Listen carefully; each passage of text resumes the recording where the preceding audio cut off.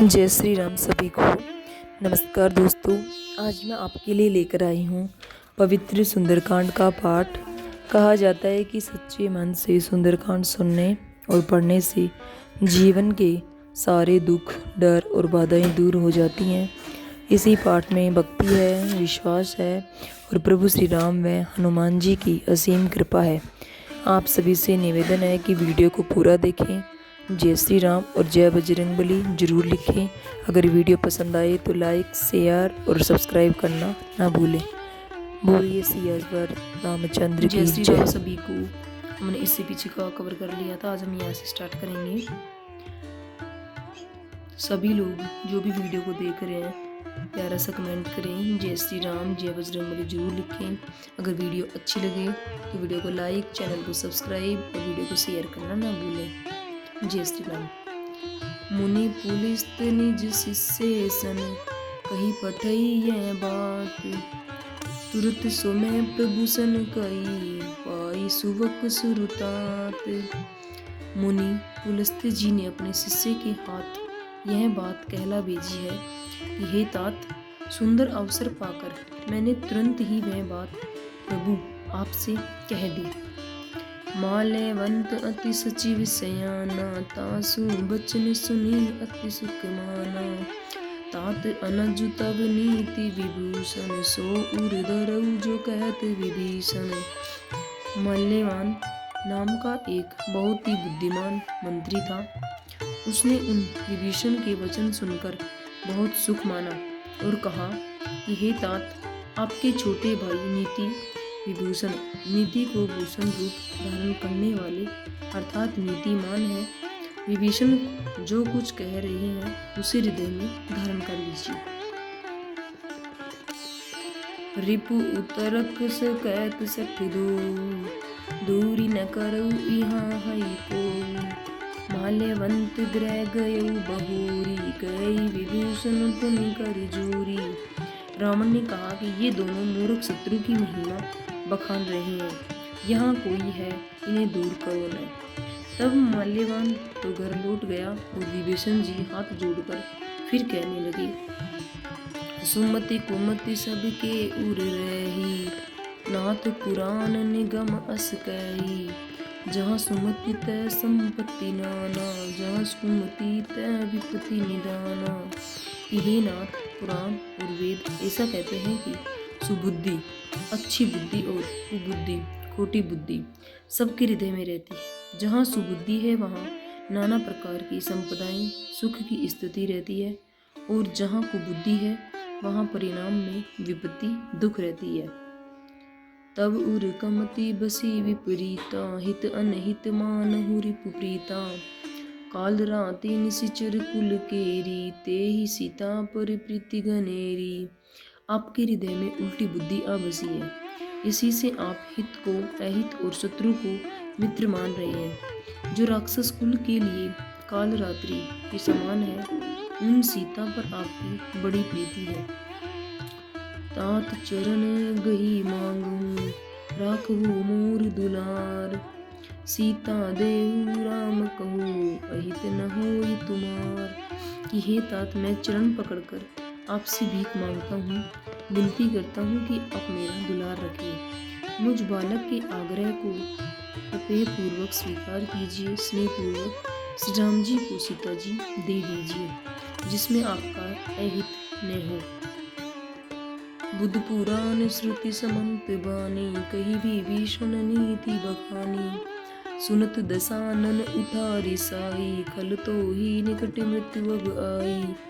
विभीषण ने पंडितों, पुराणों और वेदों द्वारा सम्मत अनुमोदित वाणी से नीति बखान कर कही, पर उसे सुनते ही रावण क्रोधित होकर उठा और बोला कि हे दुष्ट, अब मृत्यु तेरे निकट आ गई है।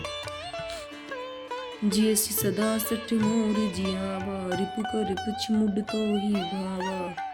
कहसी नखल अस को जग माही, भुजबल जाही जिता मैं नाही।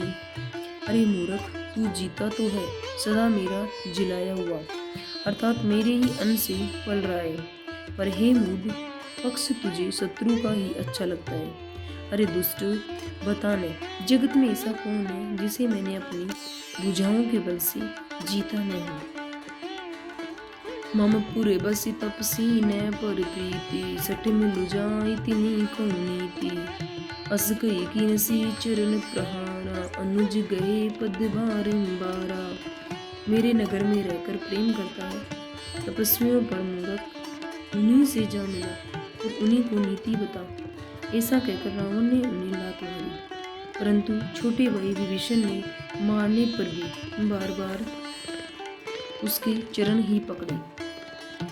उमा संत कई इयई बड़ाई, मंद करत जो करही भलाई। तुम पितु सरिस बले मोहि मारा, राम भजित नाथ तुम्हारा। शिव जी कहते हैं कि हे उमा, संत की यही बड़ाई महिमा है कि वे बुराई करने पर भी बुराई करने वालों की भलाई ही करते हैं। विभीषण जी ने कहा, आप मेरे पिता के समान हैं, मुझे मारा सो तो अच्छा ही किया, परंतु हे नाथ, आपका भला श्री राम जी को भजने में ही है। सजीव संग लै नभपत गयऊ, सबहि सुनाई कहत अस भयऊ। इतना कहकर विभीषण अपने मंत्रियों को साथ लेकर आकाश मार्ग में गए और सबको सुनाकर वे ऐसा कहने लगे। राम सत्य संकल्प प्रभु, सभा काल बस तोरी। मैं रघुवीर शरण अब जाऊं, देहु जन कोरी। श्री राम जी सत्य संकल्प एवं सर्व समर्थ प्रभु हैं और हे राम, तुम्हारी सभा काल के वश में है, अतः मैं अब श्री रघुनाथ की शरण जाता हूँ, मुझे दोष न देना।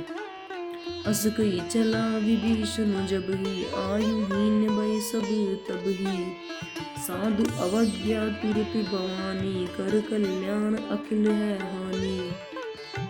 ऐसा कहकर विभीषण जी जो ही चले त्यों ही सब राक्षस आयुहीन हो गए, उनकी मृत्यु निश्चित हो गई। शिव जी कहते हैं कि हे भवानी, साधु का अपमान तुरंत ही संपूर्ण कल्याण की हानि नाश कर देता है। राम ने जब ही विभीषण त्यागा, भयउ विभव बिनु तब ही अभागा।